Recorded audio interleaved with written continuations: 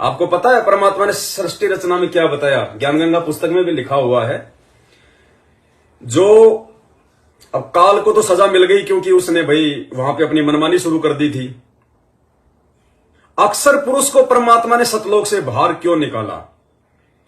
इसलिए नहीं निकाला कि भाई वो काल के पीछे आसक्त हो गया था, काल के जाने के बाद में वो उसके मतलब जो है गम में डूब गया कि वो तो मौज कर रहा होगा, है? नहीं, गुरुजी कहते हैं जिसको सृष्टि रचना समझ में आ गई, जिसने ध्यान से सुन ली, वो मार नहीं खाएगा। वो तो परमात्मा ने अक्सर पुरुष को सतलोक से बाहर निकालने का बहाना बनाया था। उसके अंदर परमात्मा ने प्रेरणा करी थी काल के पीछे आसक्त होने की। असल वजह क्या है जिसके लिए परमात्मा ने उसको सतलोक से बाहर निकाला? असल वजह परमात्मा ने बताई कि जब अचिंत ने अक्सर पुरुष की सृष्टि की, अपने वचन से उसको पैदा किया, और किस लिए पैदा किया था? सृष्टि रचना में सहयोग करने के लिए। लेकिन वो मानसरोवर में जाके सो गया और कई युग बीत गए, गहरी नींद आ गई, उसको आनंद आया। फिर परमात्मा ने अंडा बनाया, उसके अंदर वो काल जो है वो प्रवेश किया, एक आत्मा। अंडा नीचे गया गड़गड़ करता हुआ, उसकी आवाज से उसकी आंख खुली तो उसने उसको जो है वो क्रोध से देखा, गुस्से से देखा उसने वहां पे सतलोक में। तो परमात्मा ने दो कारण बताए अक्सर पुरुष को सतलोक से बाहर निकालने के। देखो, जब भी दास हकीकत बोलता है ना, ये गुब्बारे छूटने लग जाते हैं। इस लाइव वीडियो में 3 बातें बहुत ज्यादा इंपॉर्टेंट आई थी और तीनों बातों के समय ये गुब्बारे छूटे थे, क्योंकि ज्यादातर भक्तों को इन बातों का नहीं पता है।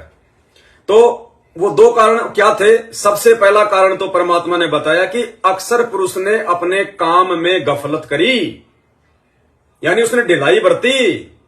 उसने उस हिसाब से काम नहीं किया जिस हिसाब से उसको जो अमल की पैदा किया गया था, उसको बनाया था।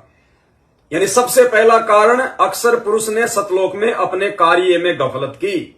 और दूसरा, उसने उस अंडे को क्रोध से देखा, यानी उसने गुस्सा किया। सतलोक में उसने गुस्सा किया। सतलोक में गुस्सा नहीं होता, उसने गुस्सा किया, उसने वो क्रोध किया। ये 2 कारण परमात्मा ने ज्ञान गंगा पुस्तक में लिख रखे हैं। इन 2 कारणों से उसे सतलोक से बाहर निकालने के लिए परमात्मा ने वो खेल रचा। उसकी आस्था काल में लग गई, फिर काल के जाने के बाद ये रीजन बताए परमात्मा ने।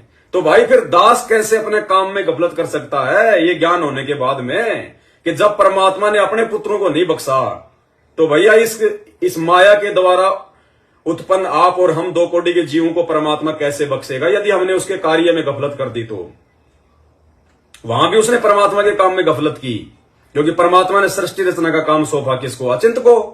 अचिंत ने बनाया अक्सर पुरुष को, अक्सर पुरुष ने काम में कर दी जो है गफलत है। तो सच्चे भाई बहनों, इस बातों पे ध्यान दो। परमात्मा ने साथ संगति के लिए, भाई बहनों को जगाने के लिए, अपनी पहचान करवाने के लिए इस 2 कोड़ी के कुत्ते पवनदास को निमित्त बनाया। और पवनदास के जो मतलब के सहयोग के रूप में परमात्मा ने आप भाई बहनों को, और आप यदि गफलत करोगे इन वीडियो को आगे शेयर करने में, भाई बहनों तक भेजने में, तो भाई ये गफलत में आ जाएगा। और गफलत में आ गया तो फिर परमात्मा नाराज हो जाएगा, दिक्कत होगी फिर। तो भाई दास तो आप देख रहे हो भैया, कौन भेजता है कौन नहीं भेजता, कौन गाली निकाल रहा है, कौन क्या बोल रहा है, कौन लठ मार रहा है, कौन मुकदमा कर रहा है, आप सब देख रहे हो। दास ने तो लाइव आना नहीं छोड़ा, भाई बहनों को समझाना नहीं छोड़ा, क्योंकि मालिक का आदेश है। तो भैया दास गफलत नहीं कर सकता, वरना दास के साथ तो वही बनेगी जो अक्सर पुरुष के साथ बनेगी। ये रीजन है, ये ज्ञान आधार की भक्ति है।